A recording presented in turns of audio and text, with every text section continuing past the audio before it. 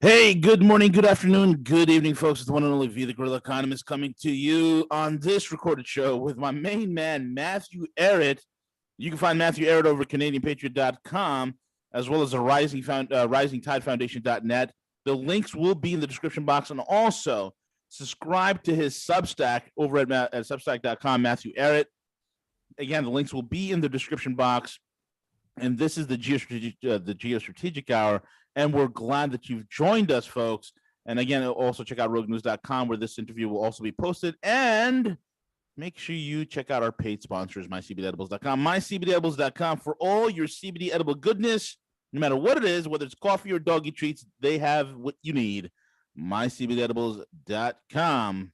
And with that all out of the way, Matt, it is great for you to be back with us. I'm excited, man. Where do you want to begin on? There's a lot to cover, and you want to specifically hammer out this cadre of criminals, these lunatics known as the Trilateral Commission. Yeah, that's exactly what I was thinking too. And I this week I just wrote an article, just making fun of the insanity of the economists. And right now there's a debate going on. It's such a fake, pretentious, insane debate regarding two schools of thought that are hammering it out over how to deal with the onset of massive inflation. Oh yeah. Which we know we're already really beginning to feel it, but we ain't seen nothing yet. There's I think 4.2 or 4.3% inflation already in the past few months, but this is not going down. Not now, according to Jay Powell over at the Fed. It's only 2%. Right. Well, and that's where you get a lot of people playing with data, playing with statistics to get their own agenda across. But the debate now is, Janet Yellen just came back from her G7 finance ministers meeting, saying that, we should be prepared for an age of increased interest rates to sort of scale back this inflation. But we're not going to do it anytime soon. And we should wait until 2023. But then get ready, because it's going to get high. Echoing the calls of, Paul Volcker back in the 1980s, 80 to 82, when the interest rates skyrocketed to deal with the inflation of the 70s. Now, other economists in the Deutsche Bank, like the Deutsche Bank's chief economist, said, no, don't do that. No, it's nice that you're trying to give people a little bit of breathing space and all, and it's good that we like the fact that you've got some social programs, but you should put the interest rates up right now. Don't lose another second, or else it's going to be a time bomb that's going to destroy the world. And there's like this existential freaking out discussion happening. But it's, like I said, it's a fake debate. It's kind of like, two engineers on the deck of the Titanic saying that we should either speed up the Titanic or slow down the Titanic, ignoring the fact that the hull has a systemic rupture. It's gonna go. Like, you can't stop. Full speed, Mr. Tristan. No, go slower.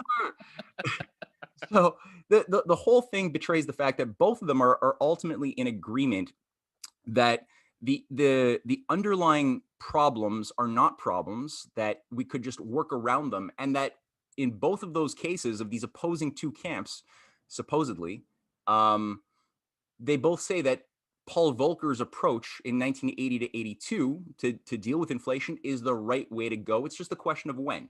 Now, what I want people to realize is that Paul Volcker, being a leading member of the Trilateral Commission, and that this entire process of collapse that we're facing currently, this Titanic that's about to go down, unless changes are introduced. I believe, I'm an optimist. I believe in possibilities here, but unless people realize that all of these things were planned and designed in order to create a controlled disintegration designed to blow in order to get an effect back in 1968, 69, 70, as the Trilateral Commission itself was being created. People don't even know what the Trilateral Commission is for the most part. And if they do, they don't realize that this has all been designed to get this effect of chaos. So that's what I want to sort of go through today a little bit with the audience. The way I wanted to do this would be to, tell people a little bit about what the Trilateral Commission is. So who are the members? What is it that came online after John F. Kennedy died, especially after Bobby Kennedy died, and it was already there in 1973 when it was officially created, but it really took over under Carter. And this is what completely annihilated the world, all potentials that the world had to develop, including the United States. throughout the 1980s and 90s to the present. So I want to do a screen share just to show people a graph, just to give people a bit of a longer scope here. You got to make me a host though. So if you go to participants, Let me do that. Yeah. Learning this new stuff, folks. This new stuff here, the new way of doing it. Okay. Yeah, we're experimenting with Zoom here for the first time. Make host. Got it? Yes. All right. You're now a host. Okay. So screen share. Let me just get this up. So this is the first graph I wanted to share. It's basically how the United States under Volcker and the Trilateral Commission was turned into a FIRE economy. And it's something a lot of people have probably seen already. That FIRE means it's an abbreviation for finance, insurance, and real estate, versus the formerly productive manufacturing economy that the United States once was. And that you see clearly from 1947, when you have manufacturing making up upwards of 28% overall as far as percentage of GDP, collapsing all the way down to 11% in 2009. It's much less today. And inversely, you have the inverse rate of the FIRE economy, right? The finance, services, real estate, speculation going up to 21.5% from its lower 10%. Now you can see that crossed over around 1985, but the process has been an interconnected nation stripping. The US has lost its ability to produce for itself, to have agricultural industry that has been undermined. Is that an accident? No, it's not an accident. We're going to get into that.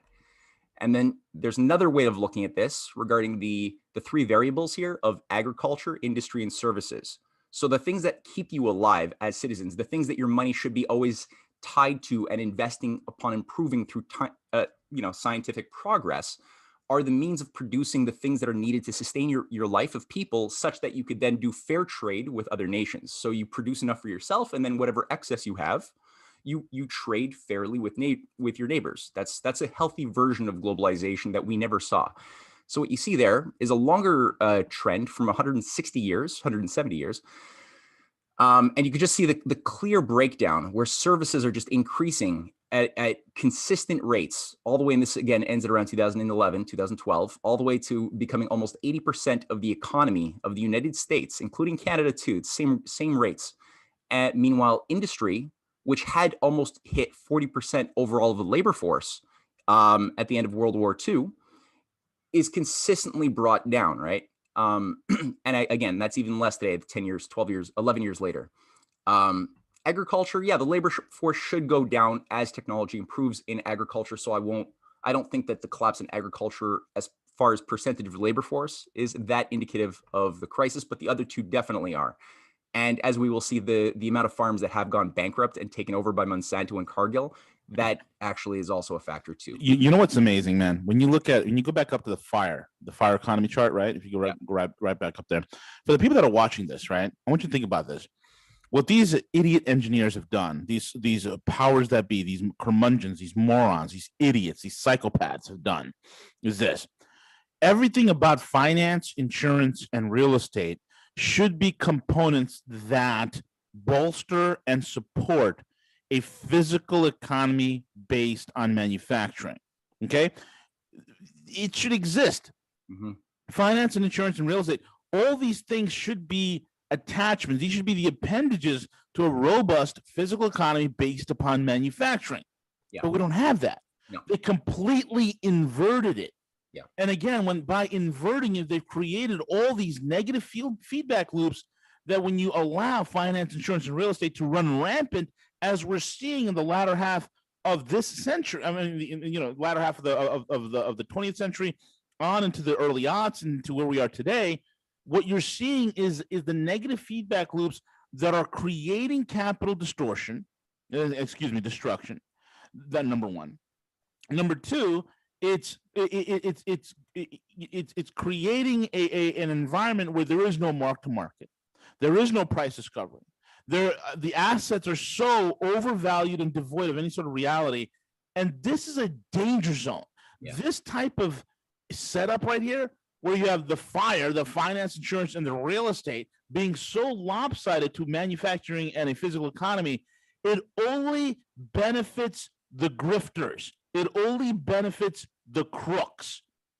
That's just what I wanted to touch base on real quick. Absolutely. It's like dessert, you know, like there's a place for dessert in life, but you don't want to just have every meal as dessert. At a certain point, it will kill you. So, you know, having these things is fine, you know, having you know, a place for insurance and for finance services and real estate, even all of these things are fine. But you don't want to have that become your entire economy. As you said, there's support for something higher. But it's been known for a long time that you could make a lot more money easily by speculating on housing or speculating on anything, oil, anything, commodities prices, currencies, rather than building something which takes patience, time, foresight, planning, years of not getting returns until finally a piece of infrastructure that is big finally bears fruit. It takes a lot of people have lost that sense of long-term thinking, which is why they fell for these traps of make money now, forget about the future, you'll be dead then.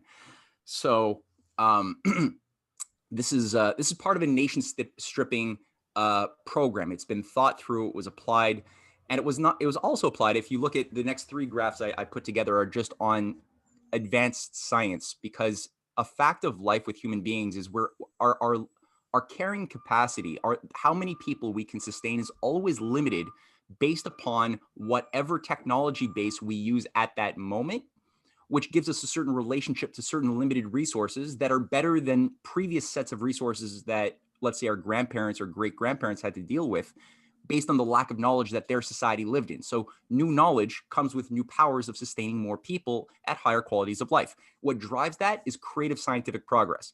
Now, if you look at what happened after John F. Kennedy died, and we see here is a peak of percentage of GDP investments into NASA. NASA used to be the force driving everything else in the economy. Right. That peaks in 1966, and it begins to be slashed systematically year to year. Like everything you have, your microwaves, medical technology, mining equipment, nothing has been untouched and revolutionized by discoveries made in NASA. But Matthew. Yeah. Congress is about to spend $52 billion on microchip research. We're coming back. Oh my God. Yeah. Who's going to control the rare earths? Who's going to control the resources? No, the whole thing is such a fraud. But you could just see how this has been consciously done away with. So we had 4.5% of GDP going into the cutting edge programs of NASA, where we were supposed to already have colonized Mars by 1985, according to JFK's agenda. We were supposed to already have been far, far more advanced than we are today. And none of that happened. NASA was completely obliterated. Apollo was cut and canceled by 1973. And we've never gotten above the 1% mark. And now we're even below the 0.5% mark to this very day. Despite Trump's attempt to try to shift gears on this, it's still, there's nothing happened. Kamala Harris is running this. The other thing is that's on the macro domain of science. On the micro domain of science, we talked about this last week. Your audience probably remembers fusion power, right? That was supposed to be the next thing. The world was going to transition off of coal and petroleum and get onto nuclear power, third, fourth generation, such that fusion was supposed to be the cutting edge thing of the 1980s. According to the planned rates of investment into fusion technology and research reactors that had to be built to test out what are the best techniques. There's many different approaches you could take. And these were all being explored and invested in until the mid-1970s, where we see a complete sabotage as that rate, you see that curve from 1970 all the way to the end of 1970s, 1976, 77, there's a consistent increase that then all of a sudden is sabotaged, and it is pushed back down below the 1978 fusion never level, where it's maintained at a third of that never level today, just to basically pay for the scientists' salaries, but not give them the means to build the things they need to build to test their ideas out. So it's just demoralizing in whole generations, and until the old people who had knowledge die off, and the new breed of young scientists don't have the real knowledge of building anything because they're just stuck in computer model land. And you can see the actual strategies that were available for different rates of investment that would have gotten you fusion power. they were all much higher. None of them they were all ignored, giving us now this current dismal figure. And the last one is the overall U.S. spending, government spending in non-military related science, R&D. That went down from 2.5% in 1976 down to less than 0.5% today. So that's all I want to just show for these three graphs. That doesn't prove the intention. That just proves that what the real nature of the atrophy is. Because Janet Yellen, all of these idiots in Europe, they could deal with the oncoming hyperinflation, and Deutsche Bank, right? These guys might have it's more of a sensitive spot for them what inflation is. That's why they're speaking with such an extreme language of it's a time bomb that's going to rip apart the world. Like they're really afraid because they kind of have a more direct experience from their grandparents and great grandparents of Weimar 1923, where complete hyperinflation for a sustained period wiped out the Reichsmark. I mean, everyone became a billionaire, but there was no bread, right? Bread cost you trillions. So that was something that's there in their mind. They know that more than other people, but they're still dumb. The way that you could deal with inflation is by remedying the graphs that I just showed. You could increase the abundance, the free energy in the system by investments into serious economic productivity. That's a way to deal with inflation. The way the Belt and Road is actually building mass infrastructure. That approach that the United States used to do back in the 1930s and 40s and 50s and 60s of investments into the overarching national power. That's what JFK was all about. That would be one way to deal with inflation. Also, carving out the cancerous tumor of derivatives, of speculative assets that are not tied to any real value.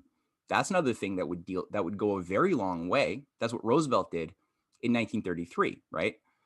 He declared war on these Wall Street speculators that speculated ironically on real estate in the 1920s, roaring 20s.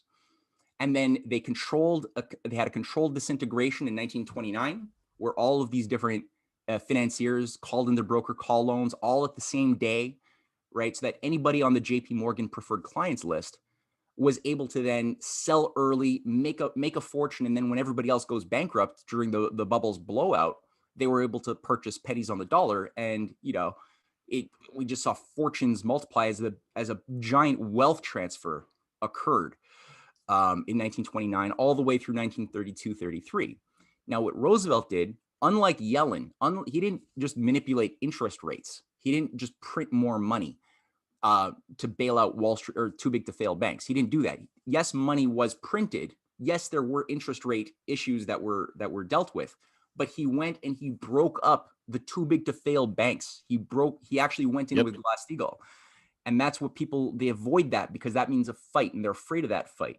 But he went in with the Pecora Commission and he forced these speculators to show how they've been influencing the economy. Pecora Commission, right? Ferdinand Pecora was a lead investigator who had subpoena rights to take JP Morgan to trial and force the public revelations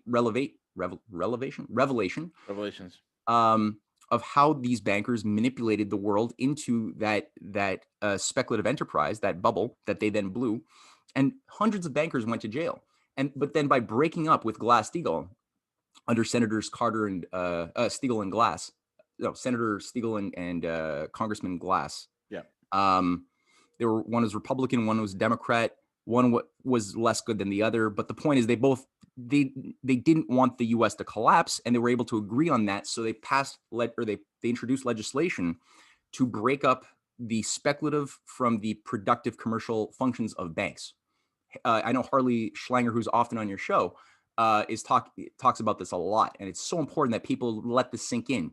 Because by all of a sudden saying that it's illegal to take people's savings and speculate with them, you can't do both if you're going to be a bank. You got to do one or the other. If you do clean, boring, useful banking, you will be protected by government insurance. Then we will bail you out if need be. But if you've speculated and you lose a bet, you don't get bailed out. You collapse. That's what we didn't do since 2008. We've been just bailing out everybody.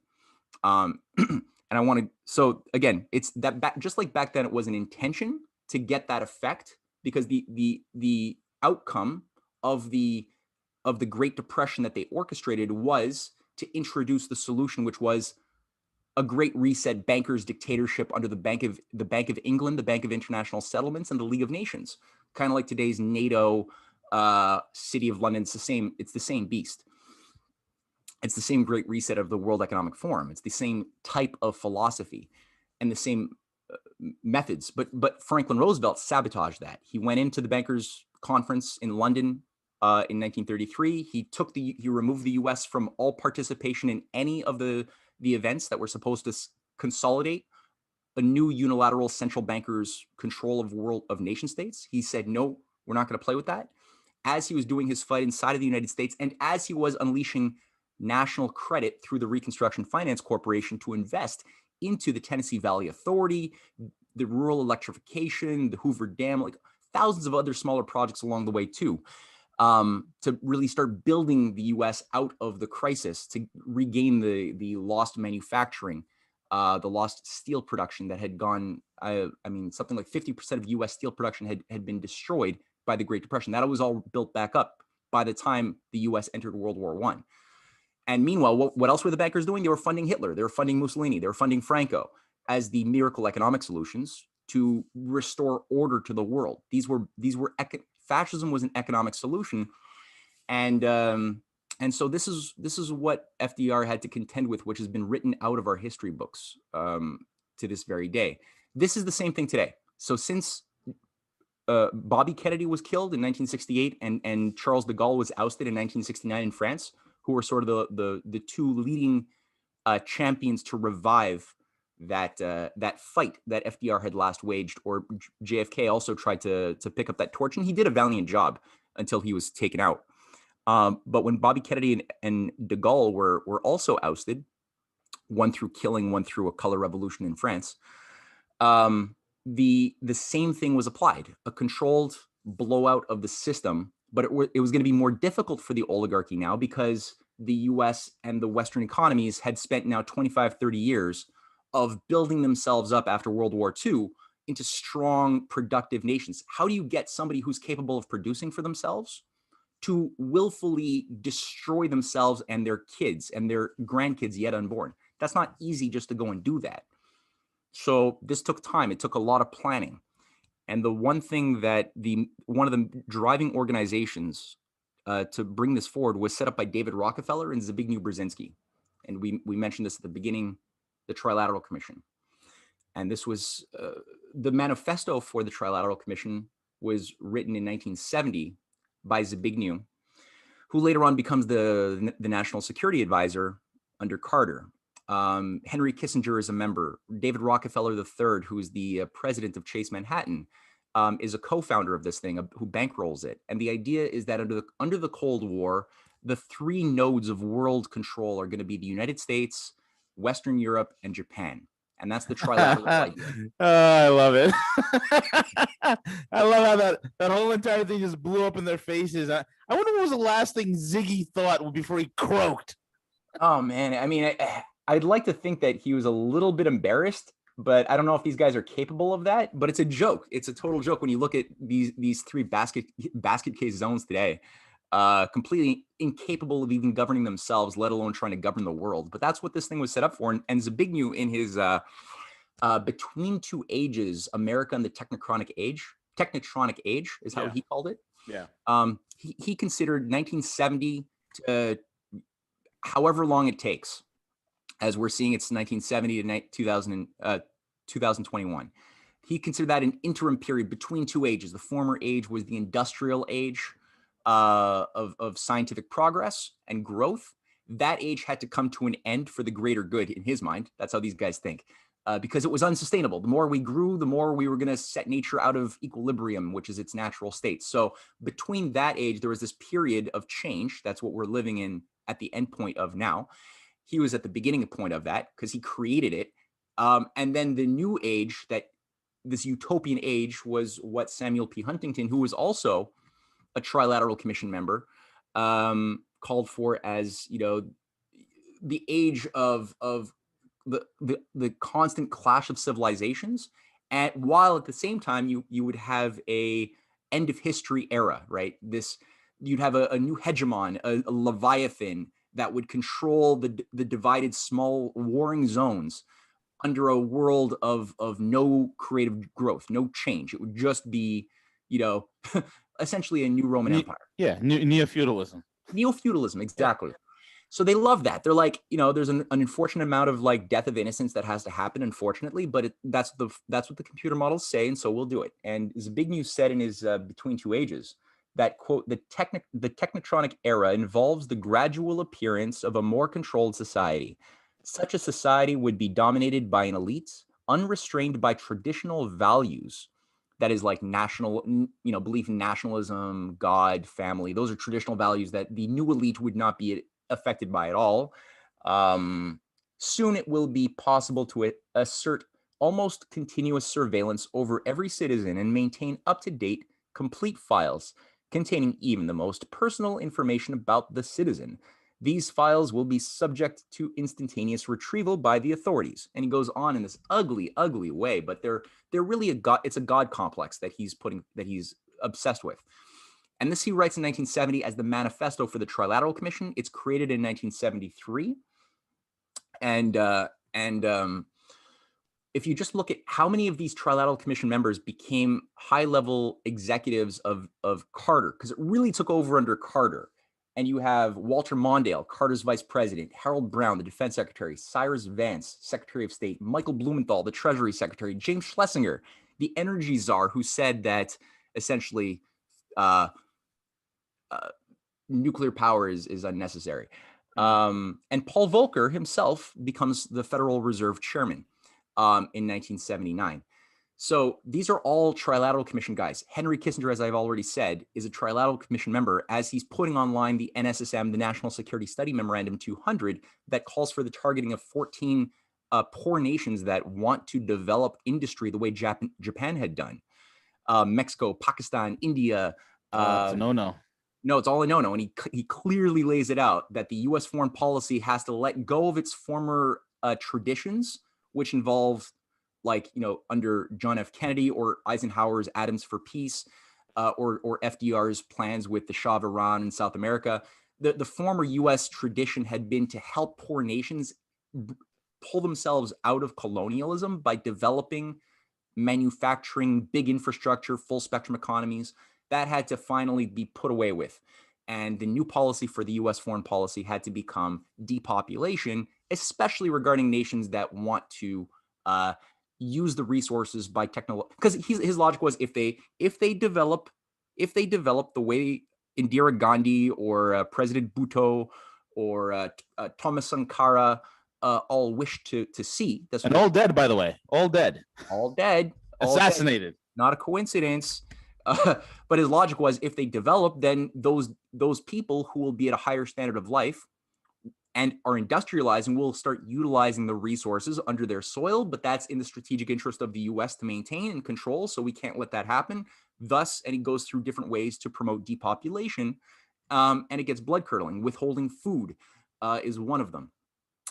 So these guys are cold technocrats, really no access to basic empathy or morality, and like you said, for any nation who tried to resist that policy, we know what happened to their leaders, either regime changed or assassinated, including anybody who wanted nuclear power. And that includes President Bhutto, who was killed under, in Pakistan in 1979. And he literally writes in his prison writings before he's hung that it was Kissinger who arranged his assassination. We've got Indira Gandhi, who's gunned down. Her son is also replaces her, and he's also killed in a plane crash that's orchestrated. We got Thomas Sankara. We know who the CIA orchestrates his kill. Yep. Using some of his inside guys in Burkina Faso. Many others. Lopez Portillo is not killed, but Lopez Portillo, who also wanted to utilize Mexico's control over their oil, which is they had a lot of oil, but he wanted to use that as a way to sell on the global markets, but then to use the proceeds to invest in nuclear power, industrialization. He was ousted with a lot of assets, traders within his own cabinet. So it happened across the board. And again, Harley Schlanger has written extensively about this, along with, and I've used a lot of the work from EIR in pulling together some of the history. And it's just shocking to look at where this momentum was going and how, for example, people like Reagan, when Reagan came in, he, at the beginning at least, he didn't like the Trilateral Commission agenda. Him and his, he had a vice president whose name is all of a sudden escaping me, but his vice president, Paul Latzelt, that's it. They were anti-Malthusian. They didn't believe in depopulation the way Kissinger did. And they were organizing meetings with Portillo of Mexico and Indira Gandhi and trying to provide assistance to help them actually industrialize the way that they wanted to. And what happens? The Rockefeller machine goes into operation. It runs a scandal to oust, to force Paul Latzelt to step down as vice president. And who's brought in? It's George Bush Sr., the guy who ran the CIA. He's brought in now as a Trilateral Commission guy into Reagan's world. Reagan is shot by Hinckley, who's tied to the Bush family. You can't even write this, man. You can't even make this up. No, Hinckley's like having, lunch with Jeb Bush. He's like a friend. He's a kid who's a friend of the Bush family, lives just down the street. He's put through these psychological Tavistokian brainwashing sessions, and the kid becomes a Manchurian, reading Catcher in the Rye, and is deployed to kill Reagan. What is it with Catcher in the Rye? I don't know. It's something. Every single one of them. I don't feel like I wanted to kill anybody after reading it, but it's me neither. It's weird. It's weird. Yeah, because the guy who killed Lenin also was reading Catcher in the Rye, right? Yeah. That's weird. I don't know. If you ever find anything on that, let me know. But definitely MK Ultra. It has the makings of MK Ultra all over it. So by the time Reagan recovers, he loses a lot of his cognitive capacities, and he's a much more malleable guy at this point. And Kissinger ends up becoming increasingly one of his trusted advisors, and yada yada. But the point again to get across is that Paul Volcker. Okay, all of what's happening after 1970, actually after the ousting of de Gaulle and the killing of Bobby Kennedy, is what, as soon as Kissinger gets influence as Secretary of State, and George Shultz is coming in there as well, these guys are arranging what? Number one, the ousting or the detachment of the US dollar from the gold reserve standard. Yep. They float the dollar into the world markets, and all of a sudden there's a new set of rules that comes in with that. Now, all of a sudden, the value of the dollar is no longer tied to measurable industrial output or anything like that. There's nothing real tying what allows your dollar to increase or decrease. It never decreases, but decrease in terms of the money supply or the value of it on the markets. It all becomes tied to speculation increasingly. Kissinger does next. What does he do? He orchestrates the oil shocks of 1973, which later on the Saudi oil minister for OPEC admits in 2001 to the London Telegraph. He admits that this was completely orchestrated artificially by Kissinger. It was not simply the OPEC nations going solo on this. Kissinger and there's this author I had recently read called Bill Engdahl, who wrote The Century of Oil. Yeah. And it's good because he actually goes into how exactly Kissinger ensured that tankers replete with petrol would be kept off of, like, just outside of U.S. ports and not permitted to actually bring the oil. So people were induced into a psychological trauma, just like they were, like that shock therapy of 1929 to 1933, of just shock people with a sense of scarcity. That was the sort of same thing done in that way, where miles of cars had to wait at gas stations that were empty, no oil, and prices skyrocketed vastly, something like 400% increases, which were all foreseen and even planned out 6 months earlier at a Bilderberger Group meeting, which Engdahl documents in 1973. So there's a whole thing was planned, and that drove the increased rates of inflation throughout the 1970s that spiked to 12.5% by 1980. So it went up. It averaged 7% throughout the 70s, and then it went up to 12.5%. It was obviously going to go higher. And again, just like today, the solution was clear. You could either go back to your previous 1945 to 68 industrial mode of economic production and become a producer society again, instead of just staying in this consumer post-industrial cult of post-1971. Or you could do what Volcker did. Now, Volcker, before he does his mass interest rate hikes, and again, Trilateral Commission guy, right? He's also giving a speech at Warwick University in London in 1978, where he says a controlled disintegration, and this is a direct quote, a controlled disintegration is a desirable outcome of the 1980s.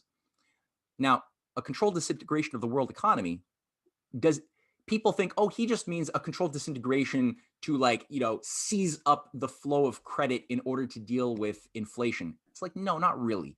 That's the surface reasoning for it. But if you look at everything he's a part of, it means something different. It's a double entendre. And that's what they do. So beginning with 1980, interest rates spiked to 20%. All of a sudden, what do you do if you're a struggling smaller medium enterprise, barely staying afloat under inflation? You can't afford to pay back your loans. You can't afford those interest rates anymore. What else happens? Big companies that had been building nuclear power that sometimes takes 4 years to build a reactor, 5-6 years. It takes you a long time, even though it has a lot of payoff for 40 years. It takes you a long time and a lot of capital investment. It's very expensive. That all of a sudden becomes financially prohibitory. You can't do that anymore. And James Schlesinger, who's the energy czar, he's already maximized the amount of environmental regulation and red tape that companies have to go through to build a dam, to build a power plant, to build anything. All of a sudden, we're really poised for growth here, man. Yeah, right. It's total self-sabotage. So now you have to wait. You take out a loan if you're a company, let's say General Electric. You need to take out a loan to build a nuclear reactor. All of a sudden, instead of it being, you know, a 4-year loan, now it's an 8 to 12-year loan, and the interest rates are no longer, you know, 12%, or it's no longer reasonable. It's now 20%. You can't, over time, it costs you more in interest payments than it does to actually build the damn thing. So you cancel it. And over this time, before 3 Mile Island, already 46 nuclear power plants were already canceled. So it wasn't even 3 Mile Island, which is what people say. Oh yeah, that caused people to become aware and awake to the dangers. It's like, no, this was already pre-planned, and things like the China syndrome was put in theaters as predictive programming 3 weeks before 3 Mile Island, which was likely a sabotage. It wasn't the fault of the nuclear energy itself. But then after that, over 120 more nuclear power plants under these interest rate hikes are canceled, and the US stops building. Canada stops building any of these things, and we cap off. The physical growth is seized up. And we're again told, okay, the manufacturing that you once enjoyed, we're gonna now get rid of things like parity pricing. So what Volcker does is he basically says, okay, all of the fixed rate pricings that were part of a protectionist policy to protect U.S. manufacturing, U.S. automotive industries, we're going to get rid of that and just float the prices to make automotives or steel more competitive with world markets. Now, Ford, Chrysler, they're not happy about this, obviously, but automotive production, U.S. made automotives immediately collapse over a 2-year period by 46%. You have, what else do you have? You have metal cutting machine tools collapse 45%. Agriculture completely collapses. Farms are wiped out. Farmers can't pay to maintain the overhead costs of production, plus the former parity pricing that they once had to ensure that the goods that they sold of their corn or their other meat products, there were laws that ensured that the price could not fluctuate so low on the markets that the producing farmers could not afford to maintain their overhead costs of production. Right. You know, there at a certain point, if it goes so low, it's more worth it for you not to produce anything. Correct. Than to spend all that money and then get such little income return back. You can't pay your farmhands, you can't pay for your machinery, you can't pay your debts, your loans anymore. So it's amazing. These guys, the Trilateralists, the Club of Rome, the Bilderberg Group, all these idiots, right? All these guys who think that they could wield power within their little roundtable groups, that they could somehow manage civilization and society, and the entire planet is going to kowtow to them. They've made a tremendous amount of egregious mistakes. Yeah. And right now, what we're witnessing in the world is an end to not only their rule and their power, but the end of their ideology in and of itself. It's dying throughout the world. It's being kept on life support here in the West, and Western nations are paying for it in blood, sweat, and tears. And it's remarkable how the level of I mean, what were these idiots expecting, Matt? Were they expecting that the Chinese are going to go along with them, the Singaporeans are going to go along with their idea, and the Russians are going to go along with them? They're such idiots. Well, this is the thing, right? They did expect that, and that's what they got, because back when this is all happening, you have, on the one hand, Gorbachev is being installed in power in Russia, right? Yeah. And you have Gorbachev's acceleration policy of just like mass money spending, which obviously then there's so many problems with the Soviet economy. It's at this point, it's such a basket case that this accelerates mass inflation. It accelerates ungovernability. That was already very bad. But Gorbachev is a Western guy. You know, he's a Western banker's boy, and he ends up solving it by glasnost, by Perestroika, by essentially liberalizing the markets, introducing mass privatizations, and dissolving the Soviet Union massively, which involves the creation of an oligarchical class run by the city of London and Wall Street over the course of only like 10 years in Russia in the 1990s. There's a so basically what they've been doing already to the West over the course of several decades, they condense and do it much more, much quicker with Russia, which thank God for Putin, by the way, because if he didn't come in, there's no reason why the Gorbachev-Yeltsin policy of privatized liberalization, and also Zbigniew Brzezinski in his grand chessboard, he even outlines in 1997, he has a map of what he believes Russia will become, 1997, of 3 balkanized smaller federations making up what today we know of as Russia. Each one under the control increasingly of NATO, which is expanding this Borg-like monstrosity. Now in China, what's happening in the 1980s?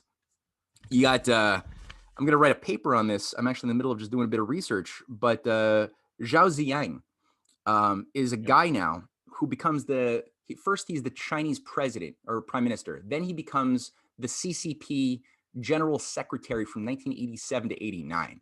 Who the hell is this guy? This is the darling. He's called the Gorbachev of China. He's the replacement of Deng Xiaoping. Yeah. Deng Xiaoping, right, is the guy who's actually trying to undo the damage of the Cultural Revolution, of the Gang of Four. He's the guy who put the Gang of Four in prison after Mao dies, and he's the guy who's carrying on Zhou Enlai's foreign modernizations policy, which is what we're now seeing, thank God, today manifesting itself in the Belt and Road Initiative and the Greater Eurasian Partnership. However, Deng Xiaoping, somehow, I don't know how this happens, his successor becomes this guy, Zhao Ziyang. And I'm bastardizing his name. I'm sorry for all Chinese speakers out there.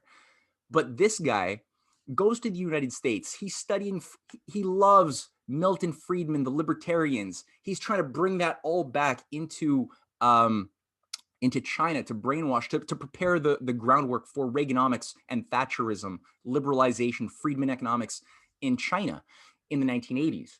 He's setting up a think tank with George Soros. He co-runs a think tank with George Soros, and George Soros bankrolls another major think tank in Beijing to basically fund scholarships to get talented young Chinese intellectuals brainwashed. They're bringing in Samuel P. Huntington's theories into their schools. All of these things are just happening at such a fast rate while the markets are opening up. And the logic then is, as the Trilateral Commission in 1973, the Trilateral Commission, in 83, hosts a Beijing massive conference where Zhao Ziyang is obviously present. And at this conference, they talk about the need to only allow China to be a productive base, to only have factories as long as they are energy intensive, labor intensive, and not tied to any national development strategy. No big infrastructure, right? No Three Gorges Dam, no big infrastructure. Just keep things like cheap labor sweatshops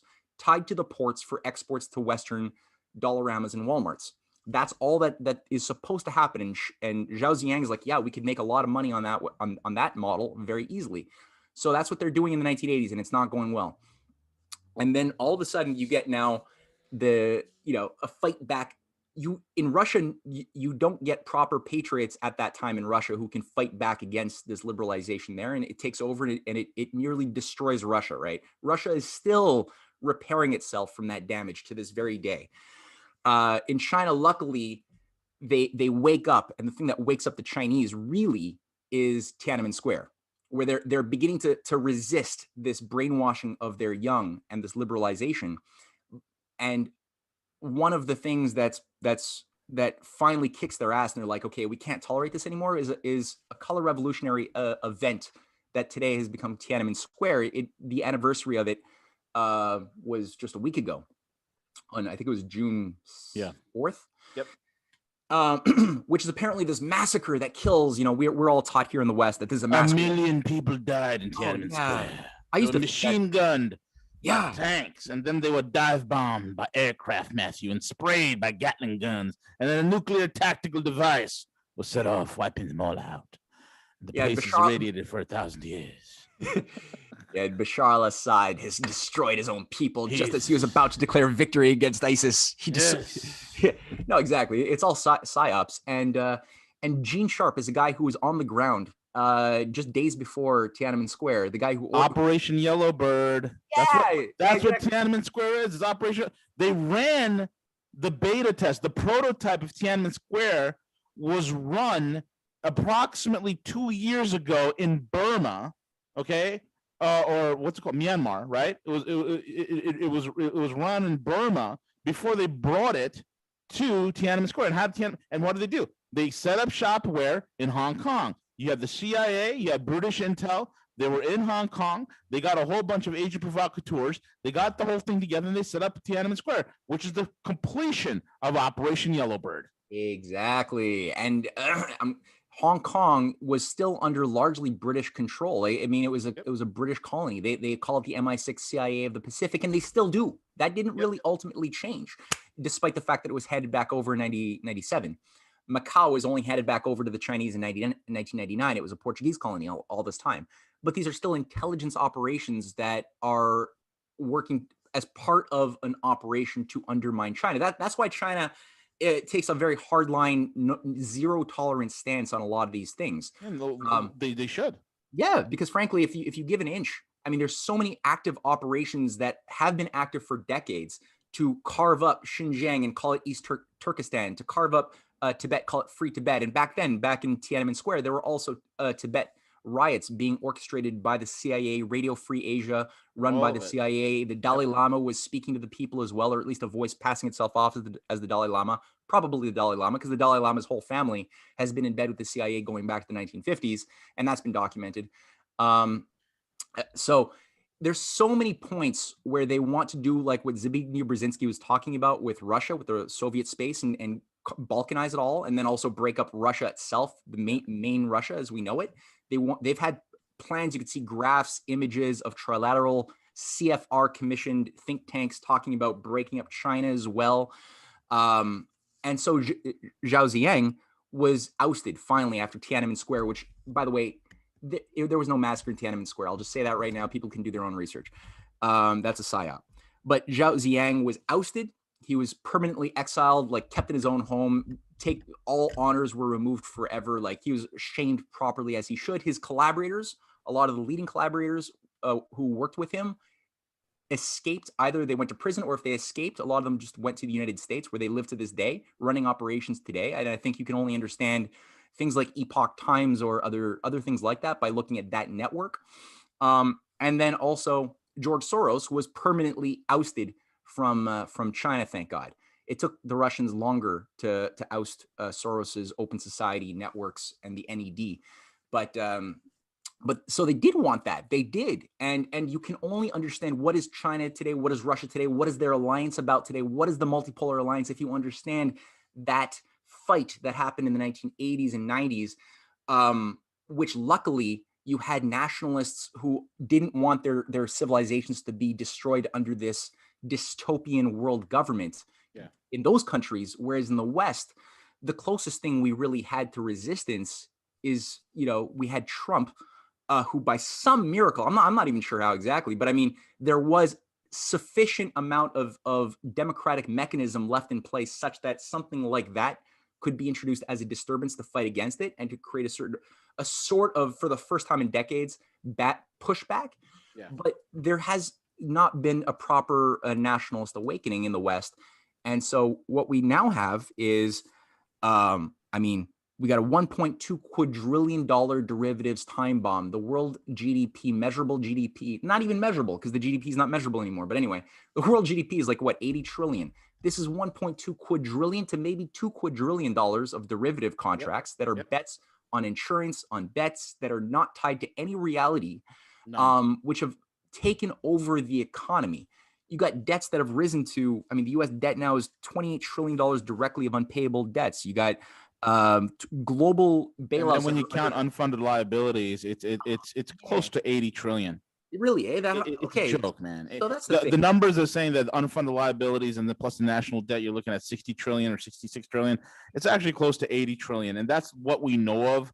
Then when you really calculate all the debt that's outstanding, and when you start counting institutional debt, financial debt, then you're talking about 300 to 400 trillion. Oh God, that's the thing. It's impayable. It's unpayable. Like you can't think about it. When years ago, like 5 years ago, when Citibank came in and said, hey, you know what? We had $62 trillion on our derivative books as derivative debt. We took it off. We serviced it. It is impossible. And Matt, I always like to give this example, right? When I tell the average American what million, billion, and trillion really means, because these numbers are just thrown around all the time. People have no quantifiable measure as to what it actually means. And I ask the average person, what's a million seconds? And they're like, I don't know, like what, 5 days, 3 days? No, a million seconds is 12 days, right? How much is a billion seconds? A billion seconds is 32 years or 34 years. How much is a trillion seconds? It's 300 years. Just to give an example, right? Just the enormity of it. So when you talk about that, your country is 28 trillion in debt, close to 80 trillion in underfunded liabilities, and then when you calculate the total amount of debt held by the zombie institutions that are in this nation and by the banking system, you're looking at close to $300 trillion worth of debt, and nothing to show for it. No. If Americans really understood what that really means, that you cannot wish that away, you cannot print yourself out of this mess, you cannot create a war to get yourself out of it, you are doomed. You are staring down the barrel of a gun. You should be going down to D.C. and lynching these bastards by the lampposts. They should be having firing squads in D.C. But that's how it is, man. That's how it is.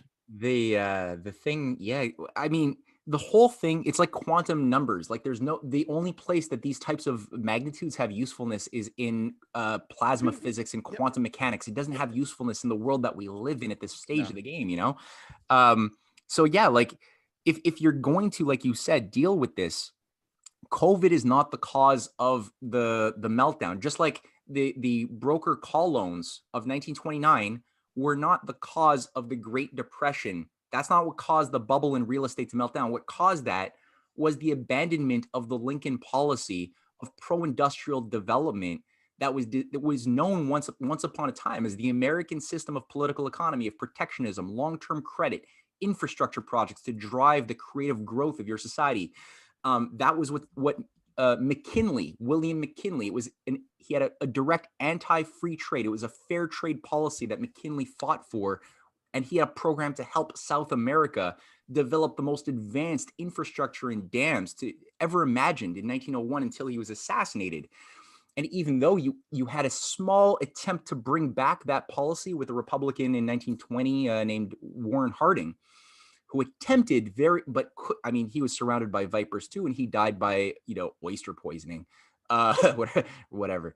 There was it was a British London Wall Street bankers policy of unbounded speculation and free trade, no government intervention, which dominated the US between 1901 to 1929, that resulted in easy money for a few and the impoverishment of the many, and ultimately a bubble economy, and bubbles by their nature burst by the laws of physics. So that was by creating bubbles, all of a sudden the empire is able to easily choose when they do their pinprick. Now, what's made today's bubble difficult for the empire is that they can't pinprick it the way they wanted to so easily, because you have today, since especially 2013, a new alternative political security economic architecture that's been built up under the Russia-China alliance of the Belt and Road.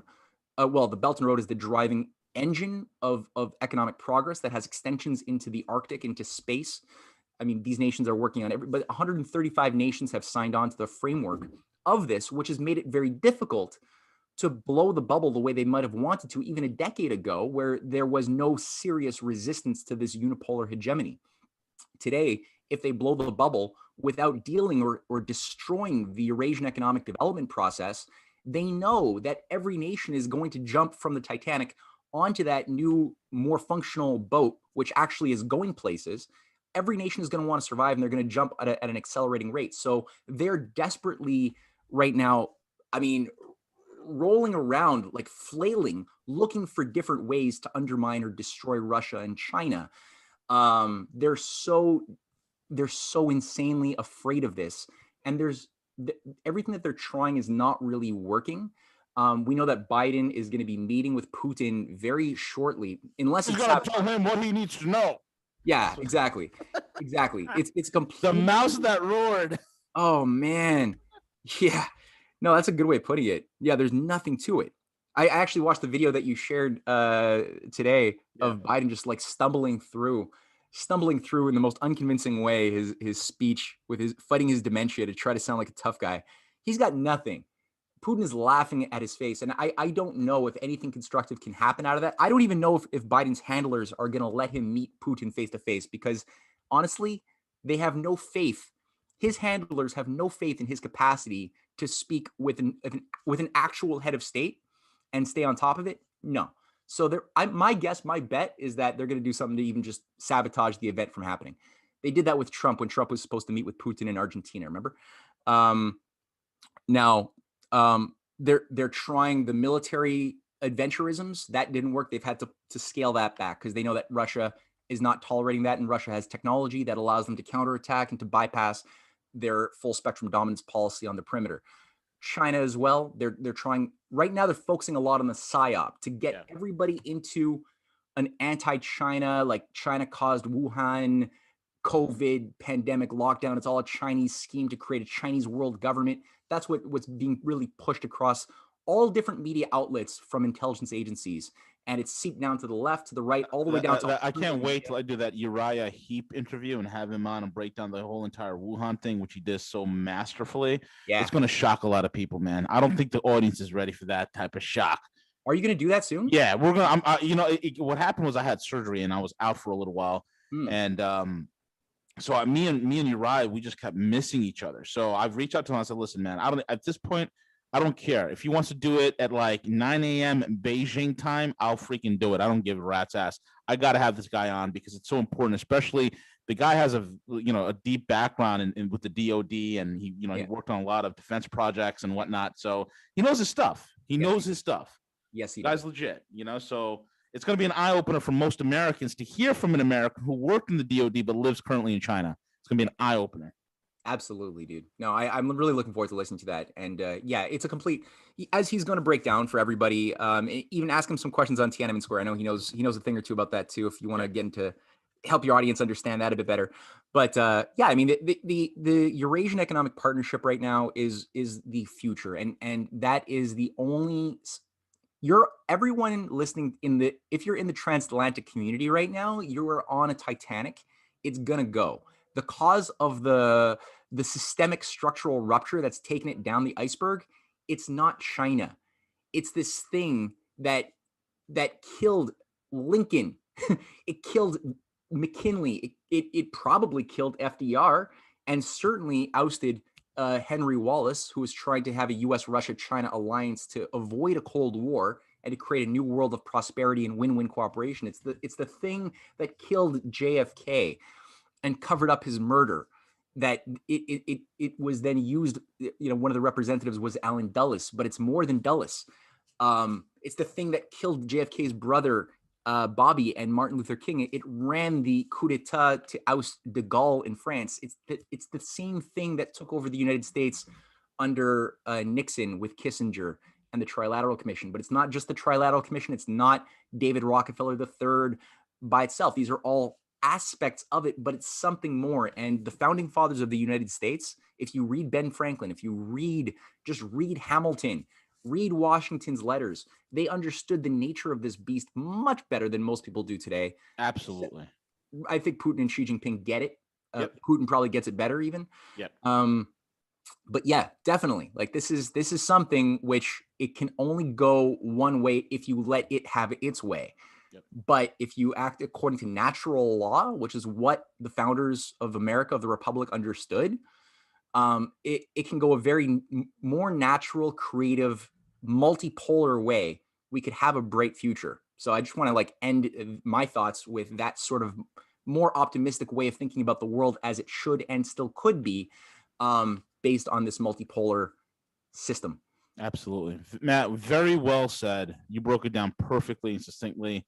It is a very heady, very large subject matter, and it's something that is a complete opposite of the paradigm that people in this country, in the Western nations, are used to. We're not used to that. We're used to thinking in such a binary way, for lack of a better word, as you said before. It's a very binary way of thinking. It's, black or white. No, it's not. This is a complex, convoluted world with 1,000 shades of gray. And the more we weed through it, the more we start, peeling back the layers, the better you understand what the real geopolitical chessboard is all about. Matthew Ehret, thank you so much, my friend. It's always a pleasure. Folks, thank you all for listening in. I want to thank you again. And again, check out Matthew's Substack, CanadianPatriot.com, as well as the RisingTideFoundation.net. And with that being said, we're over and out.